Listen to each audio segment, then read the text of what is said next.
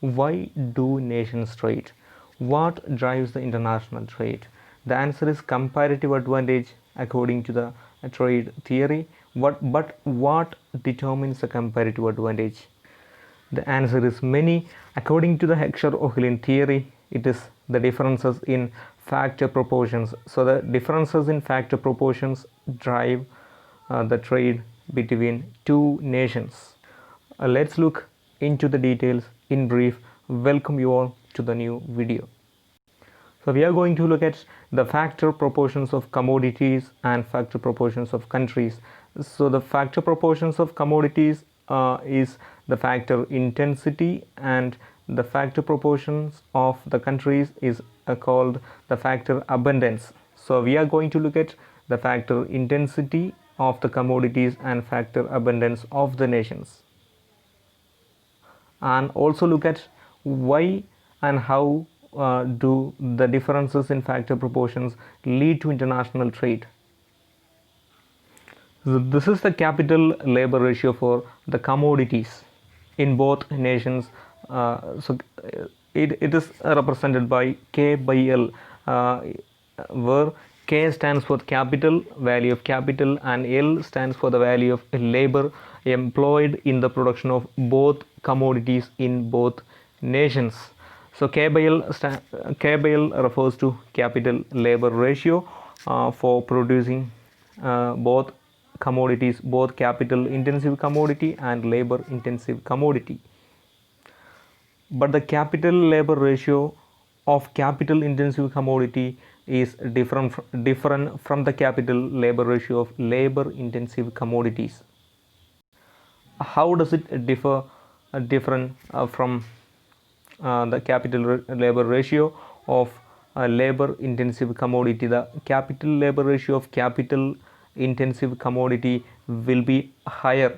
It will be greater than 1, as the value of capital being employed in the production of capital intensive commodity will be greater than that of labor in the capital intensive commodity. So capital labor ratio will be higher for the capital intensive commodities in both nations according to the Heckscher-Ohlin theory.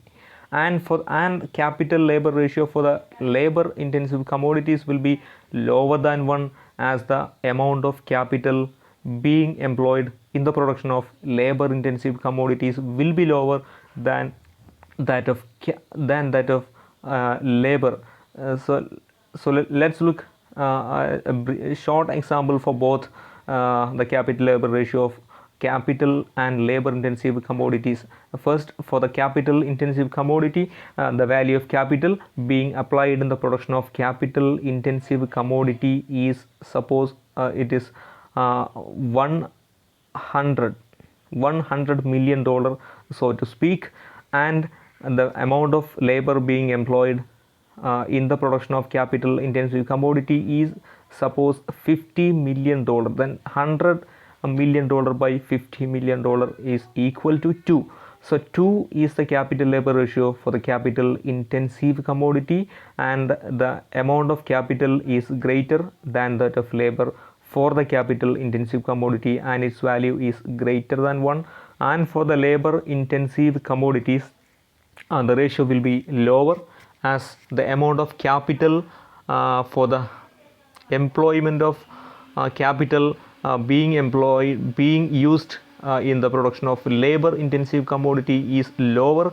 Suppose it is $50 million worth labor capital is being employed in the production of labor intensive commodity, and $100 million worth labor is being employed in the production of labor intensive commodity. So 50 by 100 is 0.5, less than 1. So capital labor ratio for labor intensive commodity will be lower than 1, and capital labor ratio for the capital intensive commodity will be greater than 1. So this is the indication of factor intensity in the embodied in the commodities. Secondly, we have factor proportions of countries. So in our example we have two countries, India and United States. So let's take an example of India first. So India has $100 million worth labor, and India has $80 million worth capital. And according to the Heckscher-Ohlin theory, all factors will be employed. There will be no full employment in nations. So all factors are supposed to be employed, and no factor is remaining unemployed. So India has $100 million worth labor and $80 million worth capital. So what kind of nation is India? So let's look the capital labor ratio of the nation of India. It is 80/100. 80 is the $80 million worth capital. India has the capital worth $80 million, and India has the labor worth $100 million. So 80/100 is 0.8. It is less than 1. Capital labor ratio of India is less than 1. Then it is undoubtedly a labor abundant nation. So the factor abundance is in favor of labor in India, as it is a labor surplus nation. And take the case of United States. United States has the labor worth $40 million, and it has the capital worth $80 million. So capital labor ratio K/L of the United States is 80/40. 80 is the amount of capital being employed in the United States, and 40 is the amount of labor, or the value of labor being employed in the production of the commodities in the United States. So 80/40 is 2. That means capital labor ratio of the United States is greater than 1 and greater than India. So United States is capital abundant nation compared to India, and it is absolutely a capital abundant nation, and it is also relatively capital abundant nation compared to India. So India is absolutely labor intensive labor abundant nation, as it has a capital labor ratio of less than 1, and it is also comparatively labor abundant nation compared to the United States.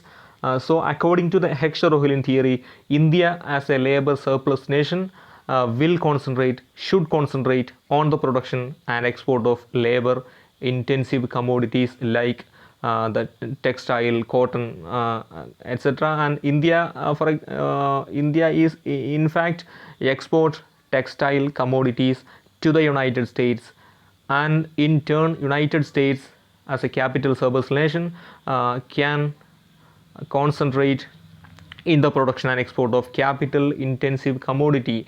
And for example, the United States export aircraft, spacecraft and aircraft parts to India. So this is the basis of international trade according to the Heckscher-Ohlin theory. So the differences in factor proportion will determine the comparative advantage according to the Heckscher-Ohlin theory. Thank you.